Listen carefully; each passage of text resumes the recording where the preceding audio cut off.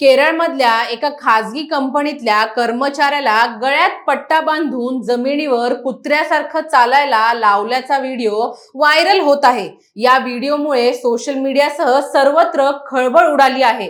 या प्रकरणी कंपनीत काम करणाऱ्या एका महिलेच्या तक्रारीवरून व्हिडिओ व्हायरल करणाऱ्या विरोधात गुन्हा नोंदवून घेण्यात आला आहे, अशी माहिती पेरंबुवर पोलीस स्टेशन मधील अधिकाऱ्यांनी दिली आहे। आता या कर्मचाऱ्यावर असा अत्याचार करण्यात का आला आहे, यामाग नेमकं सत्य काय आहे, सगळं काही समजून घेऊया आजच्या या व्हिडिओच्या माध्यमातून।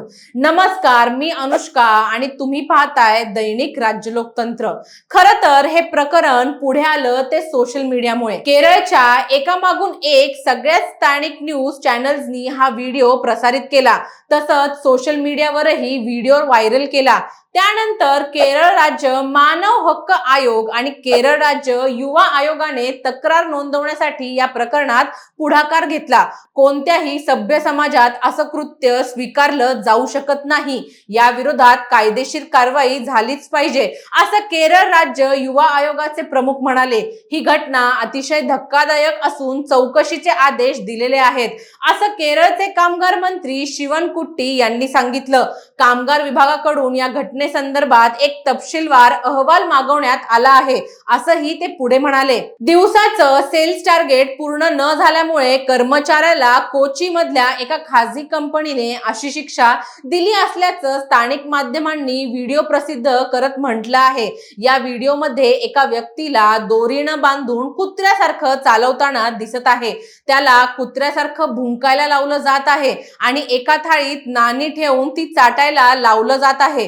काही इतर कर्मचारीही तिथं उपस्थित आहेत, पण त्याने आपलं सेल्स टार्गेट पूर्ण न केल्यानेच त्याला अशी शिक्षा देण्यात आली आहे, असं म्हटलं जात होतं। यावर प्रतिक्रिया देताना पेरुंबौर सर्कल पोलीस अधीक्षक सुपी म्हणाले, व्हायरल झालेला व्हिडिओ विनोद म्हणून चित्रित करण्यात आला होता। तिथे पूर्वी काम करणाऱ्या एका माजी व्यवस्थापकानं सूड घेण्यासाठी मुद्दाम हा व्हिडिओ रेकॉर्ड करून खोटी माहिती देत तो समाज माध्यमांवर पसरवला होता।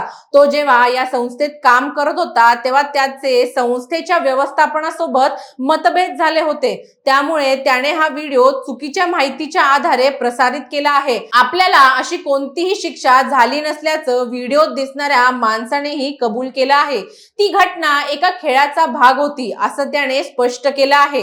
व्हिडिओमध्ये ज्याला कुत्र्यासारखी वागणूक दिली गेली तो तरुण म्हणतो, मी अजूनही त्या कंपनीत काम करतो। हा व्हिडिओ कंपनीत व्यवस्थापकीय पदावर काम करणाऱ्या एका व्यक्तीने काही महिन्यांपूर्वी काढला आहे। नंतर त्या व्यक्तीला राजीनामा द्यायला सांगितलं गेलं। आता तो या व्हिडिओचा वापर कंपनीला बदनाम करण्यासाठी करत आहे, असा जबाबही व्हिडिओतील तरुणानं अधिकृतरित्या दिल्याचं पीटीआय संस्थेनं प्रसिद्ध केलेल्या बातमीत म्हटलं आहे।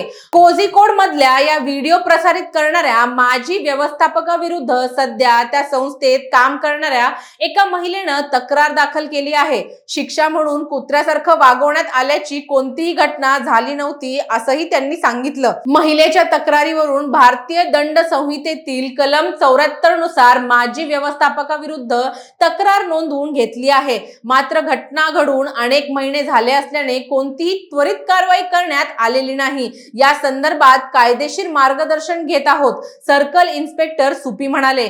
पीपल्स सिव्हिल राईट्स फोरमचे प्रशासक आणि वकील बालमुरुगन म्हणाले, हे मानवी सन्मानाच्या विरोधात कृत्य असल्यामुळे पोलिसांनी स्वतःहून या प्रकरणी गुन्हा नोंदवावा, यासाठी सर्व कायदेशीर आधार आहेत, असं म्हटलं जात आहे। त्यामुळे आता या केसचं पुढे काय होणार हे पाहणं महत्त्वाचं ठरणार आहे। या माहितीबद्दल तुमची मते काय आहेत, आम्हाला कमेंट करून नक्की कळवा। आणि जर राज्य लोकतंत्र चॅनलवर नवीन असाल तर चॅनलला लाईक, शेअर आणि सबस्क्राईब करायला विसरू नका। धन्यवाद। दैनिक राज्य लोकतंत्र।